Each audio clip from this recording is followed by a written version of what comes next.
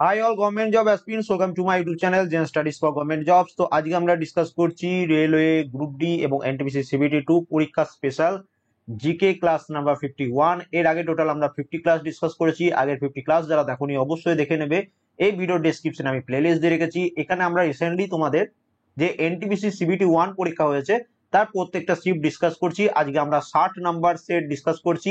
তো 60 নম্বর set discuss মানে আমাদের ভলিউম 2 কমপ্লিট হয়ে গেল। তো ভলিউম 2 এর পিডিএফ কালকে বা পরশুদিন সকালের মধ্যে আমি অ্যাভেলেবেল করে দেবো। অনেকটা এডিটিং বাকি আছে, তো এডিটিং করতে একটু টাইম লাগছে। তো এটা ভলিউম 2 আমাদের কমপ্লিট হয়ে যাবে।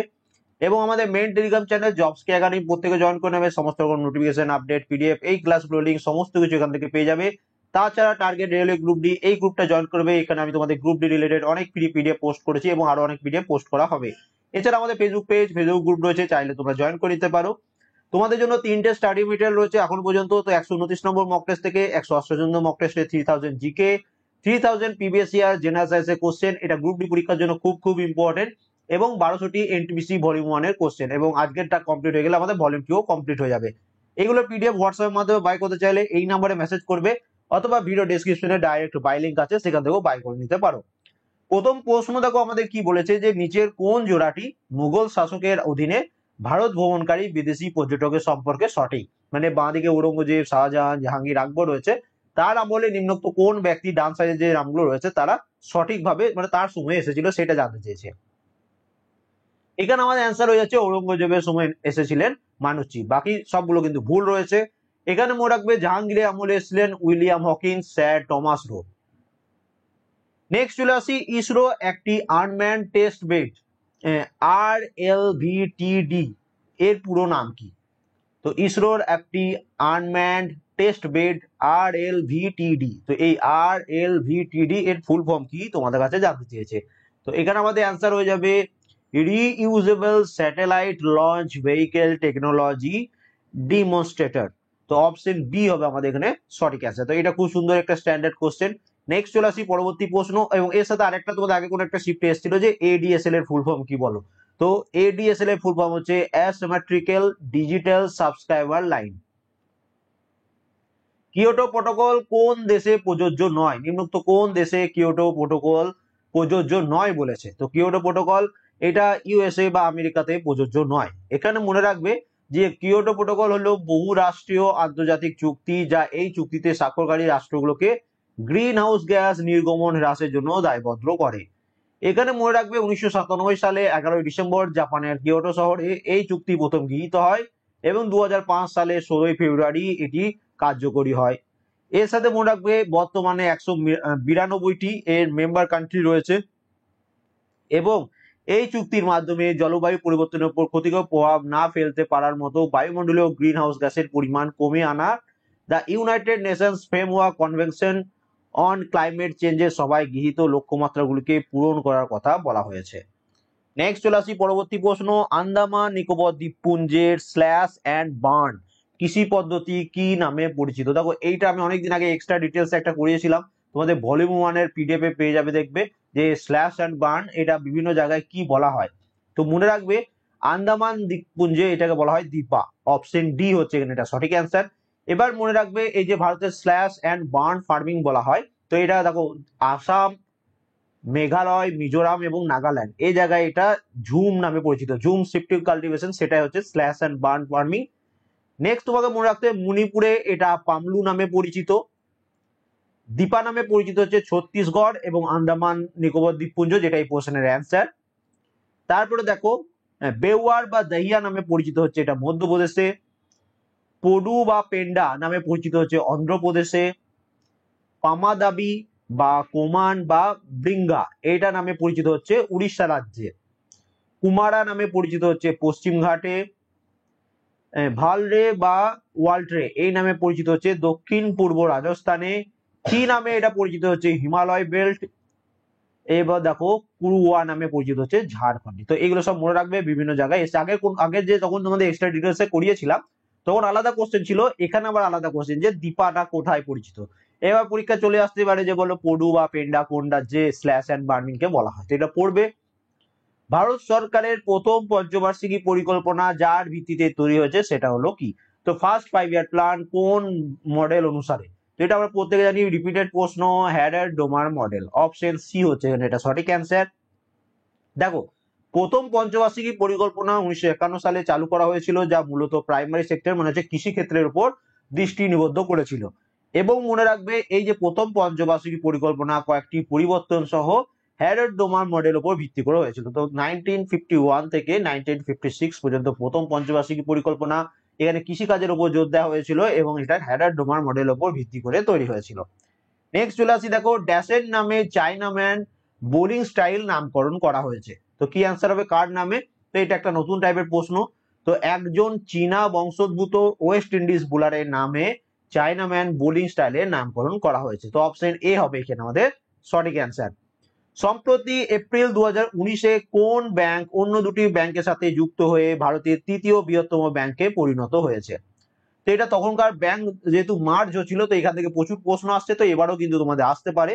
তো এখানে অ্যান্সার হচ্ছে যে ব্যাংক অফ বরোদা। এখানে মনে রাখবে যে ব্যাংক অফ বরোদা এটি বহুজাতিক পাবলিক সেক্টর ব্যাংক। এটি বিজয়া ব্যাংক এবং দেনা ব্যাংকের সাথে 1 এপ্রিল 2019 সালে এই ব্যাংক অফ বরোদা মার্জ হয়েছিল। ওকে, ব্যাংকটার নাম হয়েছিল ব্যাংক অফ বরোদা। দীনদয়াল উপাধ্যায় গ্রামীণ কৌশল্য যোজনা যার অন্তর্ভুক্ত সেটি হলো কোনটি? তো নিম্নোক্তর মধ্যে কোনটা দীনদয়াল উপাধ্যায় গ্রামীণ কৌশল্য যোজনার আন্ডারে রয়েছে? তো এখানে আমাদের অ্যান্সার হয়ে যাবে যে জাতীয় গ্রামীণ জীবিকা মিশন। অপশন বি হচ্ছে এখানে আমাদের সঠিক অ্যান্সার। এখানে মনে রাখবে দীনদয়াল উপাধ্যায় গ্রামীণ কৌশল যোজনা গ্রামীণ যুবক যুবতীদের বিশেষভাবে প্রশিক্ষিত করে পেশাদারি জগতে নিজেদের প্রতিষ্ঠান করার প্রধান উদ্দেশ্য ছিল। এবার দেখো DDUGKY মানে হচ্ছে দীনদয়াল উপাধ্যায় গ্রামীণ কৌশল যোজনা পণ্ডিত দীনদয়াল উপাধ্যায়ের 98তম জন্মবার্ষিকী উপলক্ষে 25শে সেপ্টেম্বর 2014 সালে কেন্দ্রীয় মন্ত্রী নীতিন গডকরি এবং ভেঙ্কাইয়া নাইডু দ্বারা চালু করা হয়েছিল। তাই 2014 সালে এটা চালু হয়েছিল, এটাও মনে রাখতে হবে তোমাকে। মাল্লাপুরম উৎসব কোন রাজ্যে উদযাপিত হয়? খুব ইম্পর্টেন্ট একটা প্রশ্ন, উৎসব থেকে প্রশ্ন বারবার আসে পরীক্ষায়, তোমরা জানো। তো এখানে অ্যান্সার হয়ে যাচ্ছে তামিলনাড়ু। এবার যে এক্সট্রা ডিটেলস গুলো দেবো প্রত্যেকটা তোমাকে মুখস্থ করতে হবে। সবার প্রথম দেখো মারামাদি বুল সার্ফিং রেস, এটা কোন রাজ্য? এটা কেরালাতে। ভাল্লাম কালী বা কেরলে ঐতিহ্যগত সাপ নৌকা বাইচ বিখ্যাত খেলা, এটা মনে রাখবে। এরপর দেখো কর্ণাটকের শিবমোগা জেলায় অনুশীলন হরিহাব্বা, এটা হচ্ছে আর একটা গ্রামীণ উৎসব বা গ্রামীণ খেলা। জাল্লিকাট্টু এটা তামিলনাড়ু রাজ্যের, অলরেডি বিভিন্ন পরীক্ষায় এই প্রশ্নটা চলে এসছে। এবং মনে রাখবে উড়িষ্যা রাজ্যে হচ্ছে নবকলেবর উৎসব, এটাও মনে রাখবে, এটাও তোমাদের এনটিপিসি পরীক্ষায় এসছে। সাংগাই উৎসব এটা মণিপুরে, এটাও মনে রাখবে, এটা চলে এসছে। এবং মাল্লাপুরম উৎসব কোথায়? তামিলনাড়ুতে। তো এই সবগুলো কিন্তু তোমাকে মনে রাখতে হবে। নেক্সট চলে আসি, তেলেঙ্গানা হলো ভারতের ড্যাশতম রাজ্য।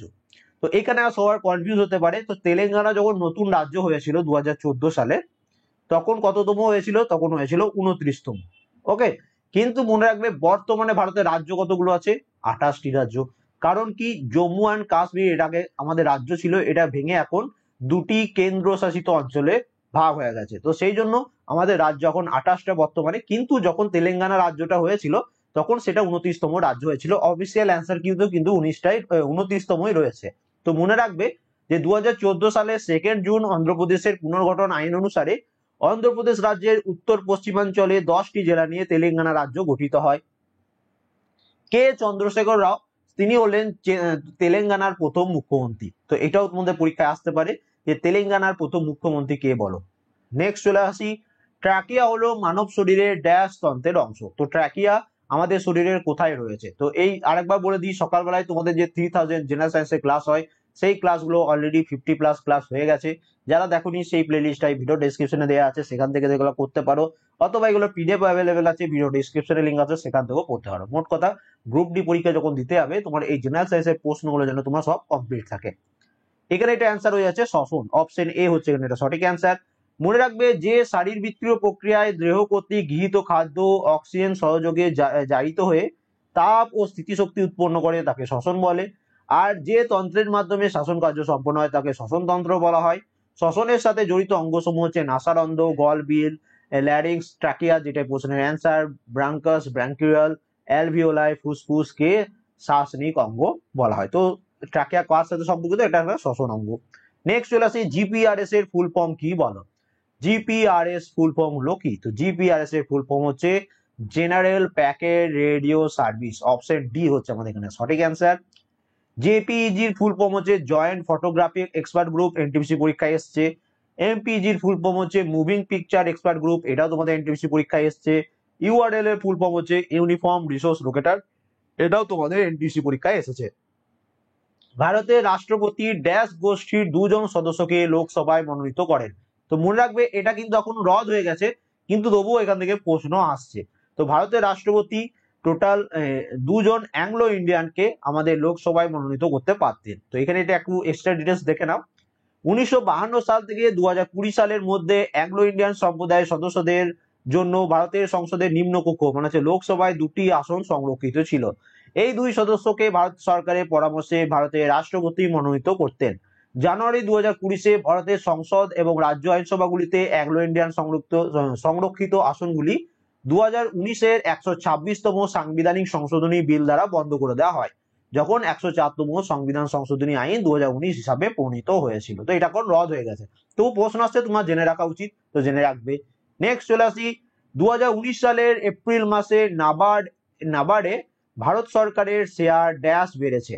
তো নাবার্ডের মধ্যে, নাবার্ড ব্যাংক যেটা রয়েছে তার মধ্যে ভারত সরকারের কতটা শেয়ার রয়েছে? তো ভারত সরকারের শেয়ার হয়ে গেছে সম্পূর্ণ 100%।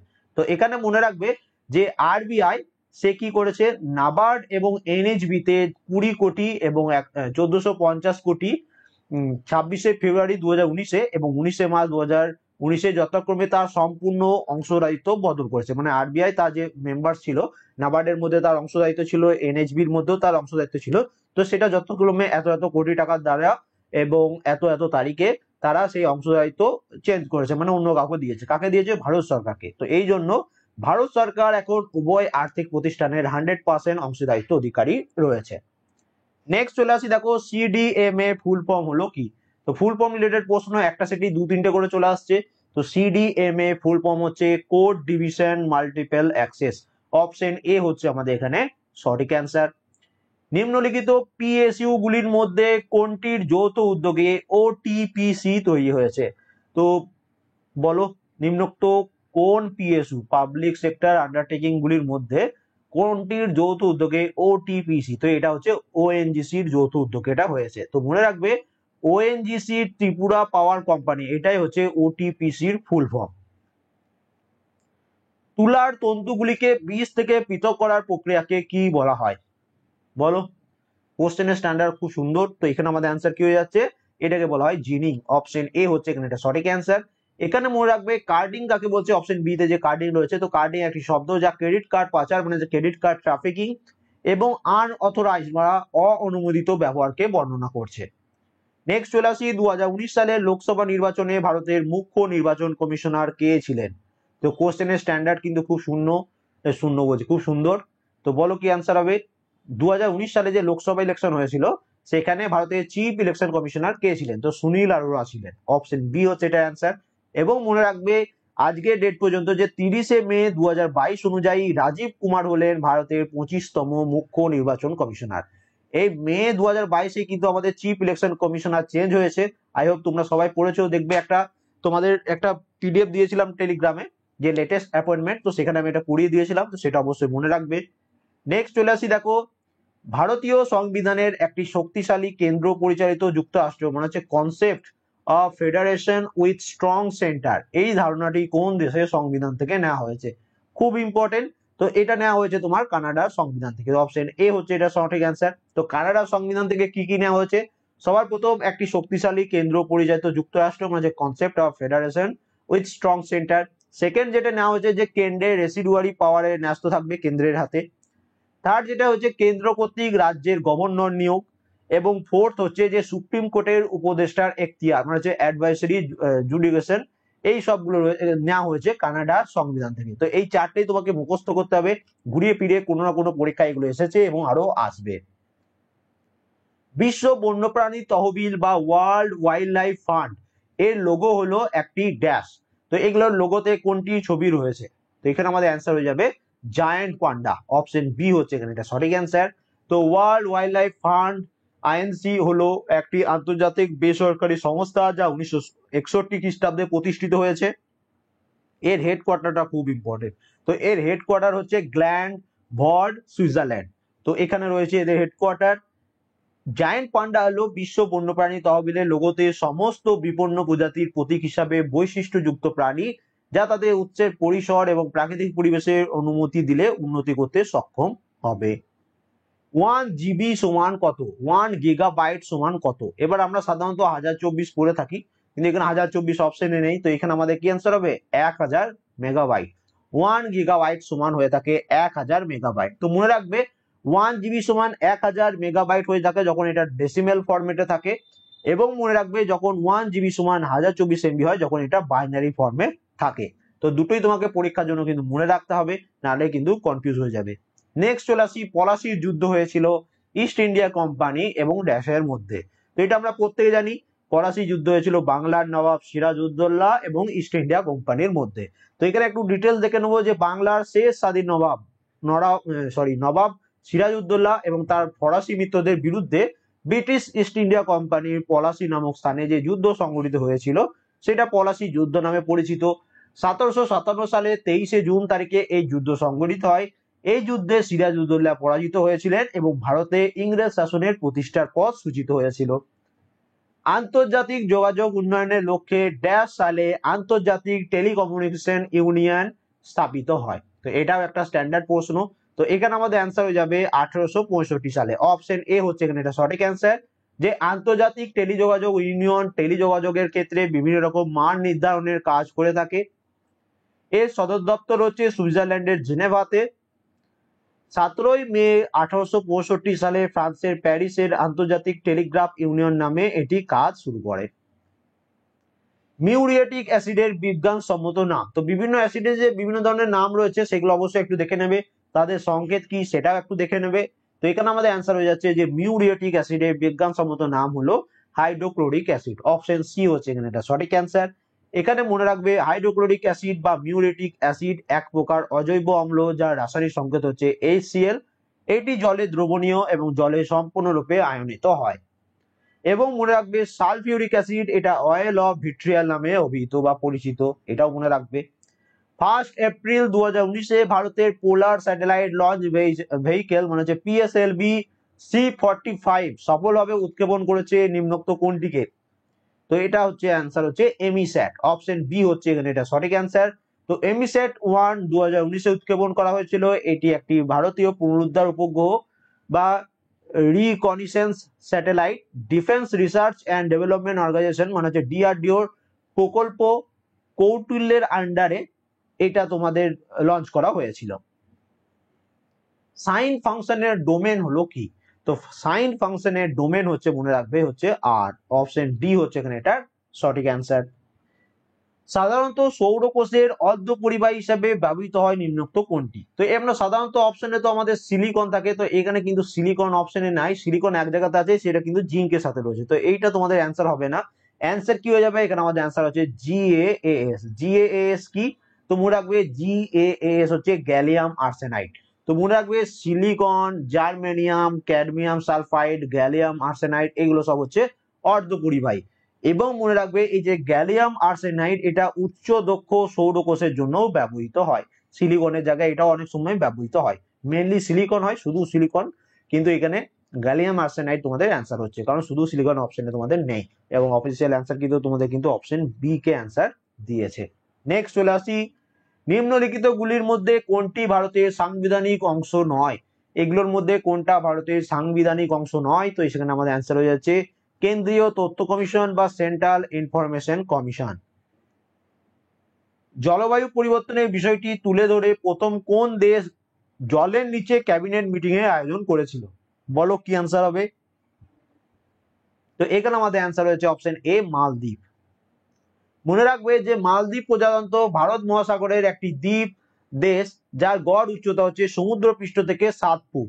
রাষ্ট্রপতি মোহাম্মদ নাসিদ জলের নিচে বিশ্বব্যাপী কার্বন নির্গমন সম্পর্কে একটা মন্ত্রিসভার বৈঠক করেছিলেন, যে বিষয়ে সমুদ্রপৃষ্ঠে দেশটির জন্য কতটা চাপের তা তুলে ধরার জন্য। কারণ জলের লেভেল আস্তে আস্তে যদি বাড়তে থাকে তাহলে মালদ্বীপ কিন্তু জলের নিচে চলে যাবে।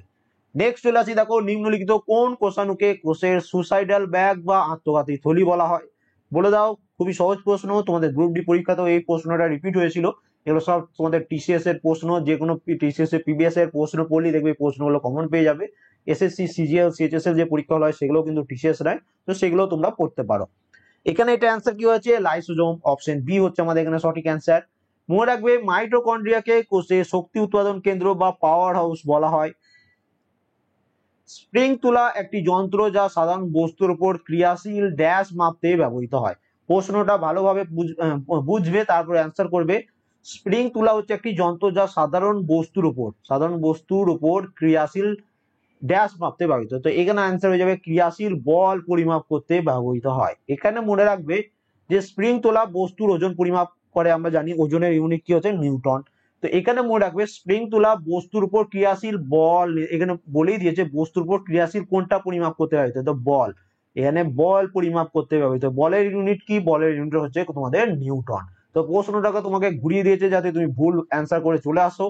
এবং মনে রাখবে স্প্রিং তুলা হুকের আইন বা হুকস ল নীতি মেনে কাজ করে।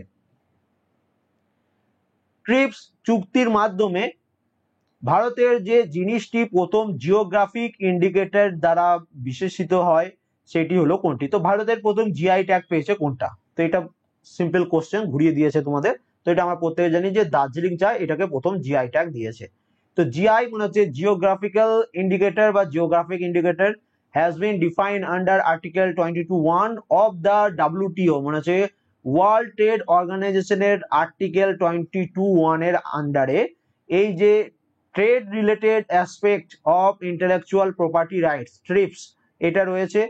এবং মনে রাখবে ভারতের প্রথম দার্জিলিং চাকে ভারতের প্রথম জিআই ট্যাগ দেওয়া হয়েছিল 2015 সালের কৃষি আদমশুমারি অনুযায়ী। তো এখানে তোমাদের এটা এগ্রিকালচার সেন্সাসের কথা বলা হচ্ছে। লাস্ট 2015-16তে এগ্রিকালচার সেন্সাস হয়েছিল। তো মনে রাখবে 2015-16 সালের কৃষি আদমশুমারি অনুযায়ী কোন রাজ্যে ব্যবহারযোগ্য জমির মালিকানা সংখ্যা সবচেয়ে বেশি, তো এখানে আমাদের অ্যান্সার হয়ে যাচ্ছে উত্তরপ্রদেশ, অপশন সি হচ্ছে আমাদের অ্যান্সার। যে কৃষি আদমশুমারি 2015-16 অনুসারে উত্তরপ্রদেশে সর্বাধিক কৃষি জমি রয়েছে, তারপরে রয়েছে বিহার, মহারাষ্ট্র, মধ্যপ্রদেশ, কর্ণাটক, অন্ধ্রপ্রদেশ, তামিলনাড়ু এবং তারপর আস্তে আস্তে অন্যান্য রাজ্যগুলো রয়েছে।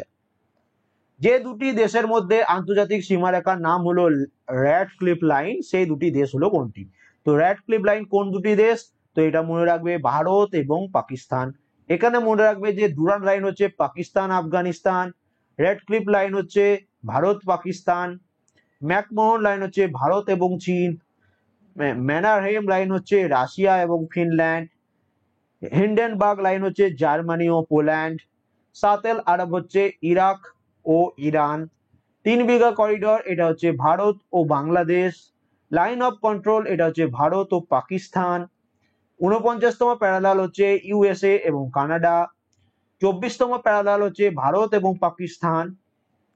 পরবর্তী প্রশ্ন, ন্যাশনাল ইলেকট্রনিক্স পলিসি এনইপি 2019-এর লক্ষ্যে একটি এসপিএফ তৈরি হয়, তো এই যে এসপিএফ এর ফুল ফর্ম কি সেটা তোমার কাছে জানতে চেয়েছি। তো এটা একটা কঠিন টাইপের প্রশ্ন।